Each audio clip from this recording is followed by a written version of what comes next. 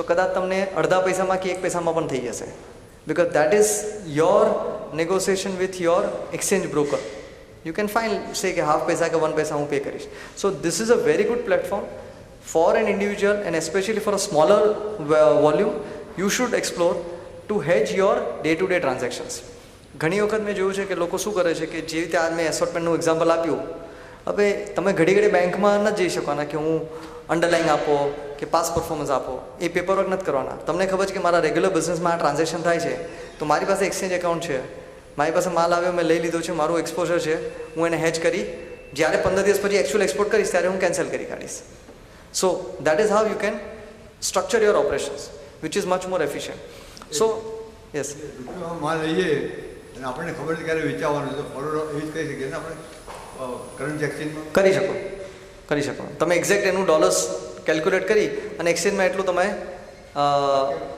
રૂપિયા માલ લઈએ આપણે ખબર ક્યારે વેચાશે, બરાબર છે, કે તમારે એ વેચી લેવાના અને જ્યારે તમે વેચવાના હોય ત્યારે એ કટ કરી કાઢો. એટલે આ બે વચ્ચેનો ડિફરન્સ શું છે બેંક અને એક્સચેન્જનો, કે બેંકમાં તમને બેંક તમારી લિમિટ એસેસ કરે છે, એટલે એ લોકો તમને ફોરવર્ડ કોન્ટ્રાક્ટની લિમિટ આપે છે, એટલે એના માટે તમારે કોઈ માર્જિન મૂકવાની જરૂર નથી. લે છે તો એ તમને લિમિટમાં નથી આપતા, એટલે તમારી જે બેંક લિમિટ એસેસ કરે છે એની અંદર માર્જિન ફ્રી લાઈન નથી આપતા. હા, તો પછી તો તમારા માટે કોઈ ડિફરન્સ નથી, તો તમે એક્સચેન્જમાં જઈ શકો. ઘણી બધી કંપનીઝ એવી છે કે તમારી ઓવરઓલ બેંક લિમિટ એસેસ કરે કે તમને મેં 10 રૂપિયાની 100 ટર્નો સામે 20 રૂપિયા મેં સેન્કશન કર્યા, તો 20 રૂપિયાની અંદર એક પોર્શન ફોરવર્ડ કોન્ટ્રાક્ટ લિમિટનો હોય, એટલે જેથી તમારે અલગથી માર્જિન ન રાખવું પડે, બ્લોક ન થાય. એટલે એ પ્રેક્ટિસ બેંકની છે.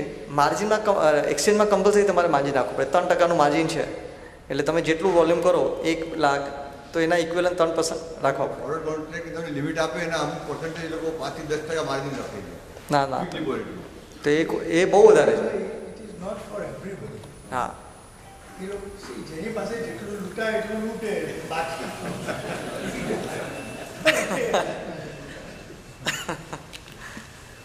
એટલે 10% તો બહુ બધું વધારે છે, નેગોશિયેબલ છે 100%. અને એ જ વસ્તુ તમે એક્સચેન્જમાં જાઓ તો 3% માર્જિન તમારે મૂકવી પડે. એટલે આ બેનો ડિફરન્સ લખ્યો છે કે અહીંયા તમારી એસએસ લિમિટ કરે તો કોઈ માર્જિન નહીં, ત્યાં તમને 3% માર્જિન. અહીંયા કોઈ અંડરલાઇનને પાસ પરફોર્મન્સ તમારે આપવું પડે બેંકમાં, ત્યાં તમારે એની જરૂરત નથી. અહીંયા તમે કેન્સલ કરી શકો ને ડિલિવરી કરી શકો બેંકમાં, પણ એક્સચેન્જમાં ડિલિવર કરવાની પ્રોવિઝન નથી, કમ્પલસરી કેન્સલ કરવું પડે. અને અહીંયા તમે ઓપ્શન પીરિયડ બુકિંગ કરી શકો કે ભાઈ 1 તારીખથી લઈને 7 તારીખ. ડેરિવેટિવ એટલે it is a form of derivatives, પણ આપણા લિમિટેડ હેજિંગ ઓપરેશન માટે એનો યુઝ લોકો ગમે તે રીતે કરે. લોકો સ્પેક્યુલેશન માટે કરતા હોય, ઘણું બધું ટ્રેડિંગ કરવા, પણ આપણો પર્પઝ સૌ થાય છે તો I can definitely make use of it.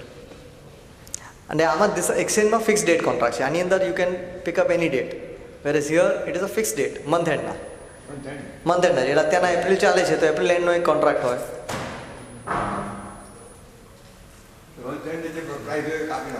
હા, કાં તો એની પહેલાં તમે એક્સપોર્ટ કરી કાઢ્યું તો તમે કટ કરી કાઢો.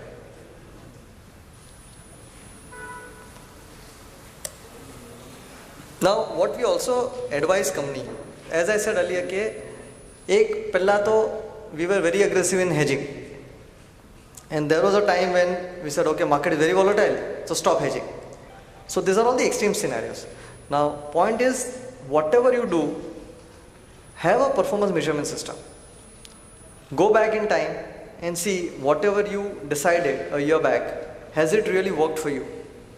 Now that will tell you whether your decision to hedge or not hedge was an appropriate one or it requires a rethinking. So normally at the end of the year, this is something which we take up, that if you had hedged, like this is just the numbers of the last year, કે last યરમાં સમજો કોઈ company છે જેમાં 12 મહિનાનું value addition હર મંથમાં હું $1 lakh cover કરું, તો right 31 માર્ચનો rate હતો 59.91.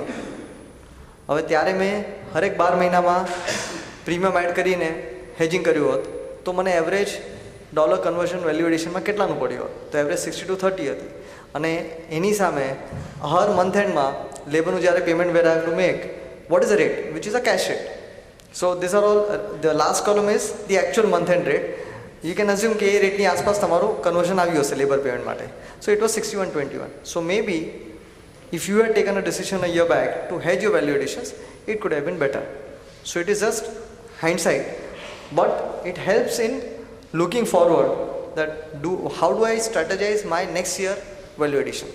So that's one thing which we advise you should take up as part of the performance measurement system. These are all the relevant terms where as I said કે તમે જે બેંકમાં rate લેવા જાઓ છો તો you need two નો કે એના શું શું કોમ્પોનન્ટ છે.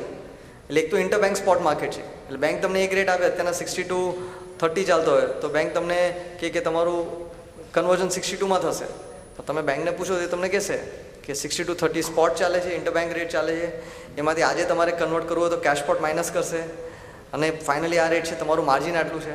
So you need to be clear કે તમે બેંકને કેટલા માર્જિન આપો છો. નાના વોલ્યુમ માટે કદાચ 5 પૈસાનું કે 10 પૈસાનું કે 20 પૈસાનું માર્જિન હોય, but for a higher volume it can be as competitive as even quarter પૈસા ઓર હાફ અ પૈસા. So this are all negotiable which you can take it up with the banks. Even the forward premium is also negotiable. એક જે સ્ક્રીનમાં જે code થાય છે premium and what banks passes on to you need two know what is the difference. And this are all quoted price available for everyone. There is nothing confidential about it. It is in a public domain. So you need to know how much are you paying to the bank for a forward contract or for a spot transaction. So I've covered most of it. Kitlo time? How much time? Don't know. So on this so far, any questions on the forex market or foreign exchange related questions? Yes. You had mentioned that for smaller amounts, $50,000 lakh ni andar hoy, so if you go through a bank, you might not get the higher premium as opposed to going through a currency exchange. But currency exchange mein tame karo to doesn't that concept of short-term capital gain or loss come in the picture where then you are taxed on that? Yeah, it's a good question. Currency exchange operations, if you're doing it as part of your business operations, what you need to do is manage your records in a way that you can explain that these are all my hedge transactions. So RBI as a regulation allows you as a exporter or importer to hedge, cancel, rebook everything. Exchange is one more platform for you to do this. So when you're doing any transaction on exchange, make sure that you also maintain a register that you have an exposure of value addition say $100,000 based on which you have hedged your transaction in exchange. So that maintaining a record will substantiate your case. It is part of the business income. Is it possible to debate that with RBI and get exempted? It is more of a tax issue rather than an RBI issue. So it is your income tax officer, when they view the transactions, would they question you is the question. Right. Now for that you need to substantiate with the records. It is an integral part of your business transactions. To an extent, in one of the speech it has also been mentioned that it is mainly for promoting SME and MSE for your hedge operations. So the operation that you conduct on exchange bound to be cancelled. You can't take a delivery. So it is an integral part of your business operations and hence a business. Income tax is a separate business.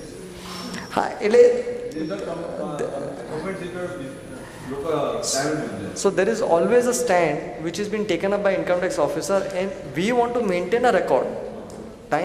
Your exposure is X and I am doing say portion of that to hedge my operations. That establishment or a linkage is what you need to have it with you so that you can substantiate, go back to the officer and say this is what I have done to protect my business and not for a speculation. Hedging against your exposure. Correct. Can you put in call option also as hedging tool? Of course, it is a accepted, recognized instrument for hedging. Both call option, put options. If you are an exporter, you will buy put options. So that is an instrument which is required for you to hedge, 100%. But against put option or forward contract, which is advisable? Now, yeah. So it all depends on what is your objective, the market volatility, and what if the market goes against you, how far you are able to withstand market going against you, which itself is a technical subject by itself. But I can just briefly tell you that ideally what we recommend for a hedge operation is a combination of options and forward. Now with the recent guidelines, RBI has allowed individual to sell options, buy options freely. Earlier it was not allowed. So and in fact rather earlier there was a condition of 200 crore of net worth. So only and only if you are a corporate with 200 crore of net worth, you can transact in options on the selling side. But now that restrictions have been taken off.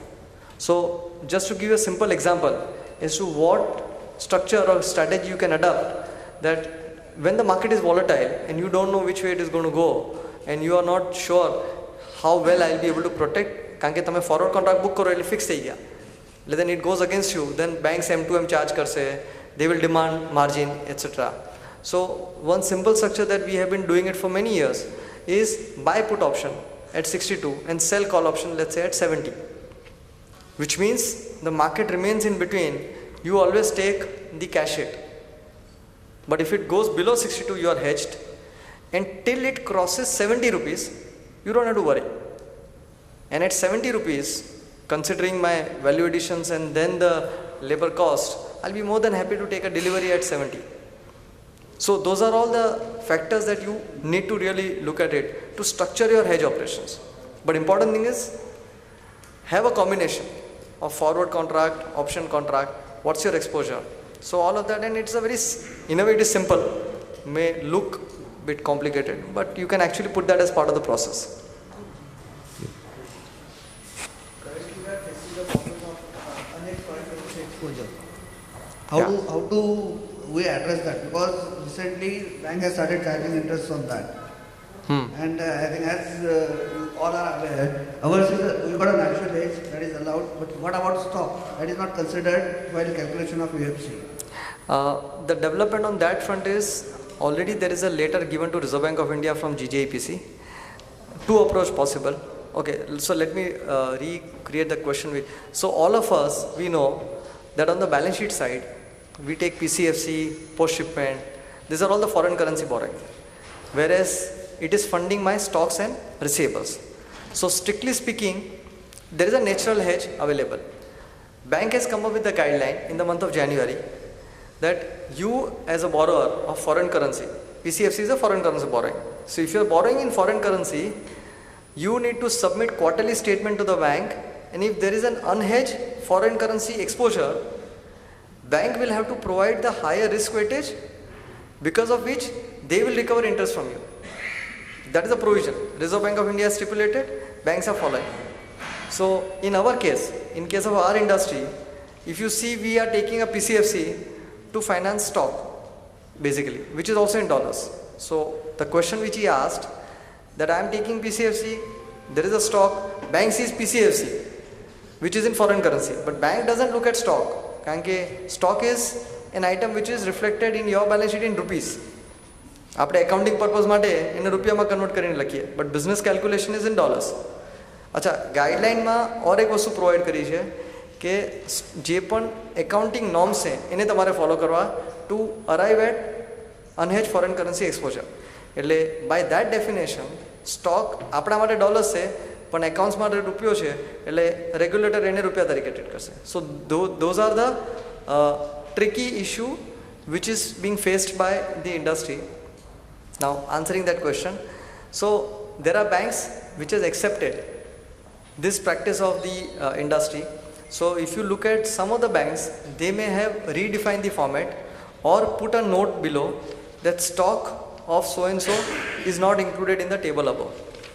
There is another way to look at it, is that exclude the item of PCFC and PSFC, or rather PSFC you have a receivable, so there is a matching there, but pre-shipment foreign currency borrowing you don't report it, and mention that since PCFC is naturally hedged against the stock, I am not including as my foreign currency liability. Now representation is made to State Bank of India. State Bank of India had issued the letter to all the diamond companies stating that so and so, we have represented to them, they have advised us to write to Reserve Bank of India through GJPC. We have done that also. I think Reserve Bank of India may or may not come with a guideline, but banks have accepted that this is the real issue. So they are not now insisting. So bank will accept your submission and will waive that interest. If it is not happening, please bring it to our notice. We will definitely take it up. So banks have accepted in principle that there is no exposure. SBI, it has started recovering the unhedged interest on the PCPSC outstanding. Correct. Every so quarter. There has been an extensive discussion which is happening with both DGM here and the CGM at main office. As I said, in principle they have accepted. Do you want us to make a representation to bank for refund of that interest?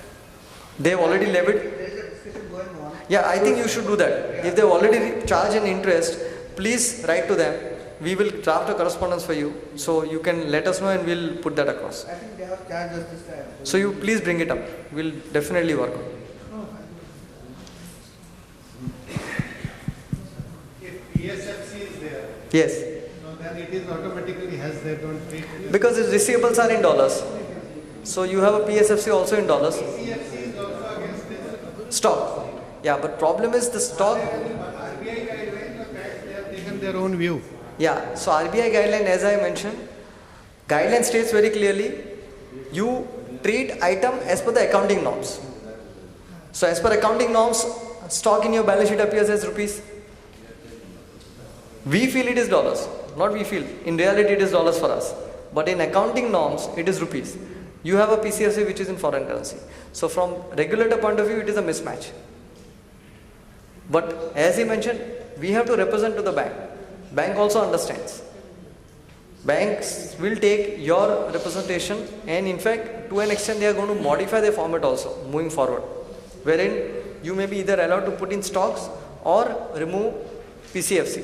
Both the approaches are under consideration. There seems to be one more problem. It is not only unhedged. Yeah. ये लोग extra प्रयोग करें ऊपर रखे possible Sorry? આપણે forward contract કર્યો 4 મહિનાનો પણ એ લોકો એમ કહે છે કે તમે એક્સ્ટ્રા પ્રીમિયમ આપો તો અપવર્ડ રૂપી જો ડિવેલ્યુ થાય તો તમને જે આવતે ભાવ મળે. એટલે તમે 4 મહિનાનો ફોરવર્ડ કોન્ટ્રાક્ટ બુક કર્યો ને તમારે 6 મહિનાનો કરો છો. ના ના આપણો કોન્ટ્રાક્ટ ફિક્સ થઈ ગયો બરાબર. એક્સ્ટ્રા પ્રીમિયમ લઈને એ લોકો અપવર્ડ ઉપર રાખે. Upper side benefit will come to that. Suppose your forward contract, if you have done your forward contract, today after 4 months you get 64 rupees. Right. And you did it. Now paying more premium, if it becomes 65 on that particular day, the exporter will get the benefit of 65. Is it possible? No, no. If you have, giving extra premium નહીં એ તમે જે કહો છો એ ઓપ્શનની વાત કરતા હશો. હા, એટલે મેં જ કીધું put option માં. એટલે તમે જે કહો છો ને એ જ આપણે વાત કરીએ કે કાં તો તમે ફોરવર્ડ બુક કરો નહીં તો તમે પ્રીમિયમ પે કરો ઓપ્શન. હવે ઓપ્શન પ્રીમિયમ પે કર્યું હોય તો ઉપર ગમે ત્યાં જાય તમને કોઈ રિસ્ક નથી. આમ જ તે ચાર્જ એ પ્રીમિયમ માર્કેટ ડ્રીવન છે. હા એટલે it is again it is like coated in the.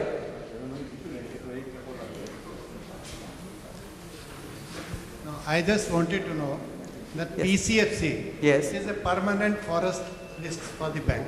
Yes. So they will be regularly penalizing for that, Penalizing for what? for not hedging it. No, no, no. That is where there is a very strong representation made. Again, I am repeating. In case if you have a specific case like this, please bring it up to us. We will draft a correspondence. There are two things which is happening. One is we are talking to bankers to change their way of looking at this exposure. So that is happening. Till that happens, you can always write back to the bankers. So as I told him, we will draft a correspondence. Bank should not charge you any penal interest or interest on UFS, UFC on account of PCFC because it is not an exposure. If they are charging Is there you, any way to hedge it in between? but why should you hedge? You have a natural hedge. We have the natural. So just for banker, Banks are not accepting it.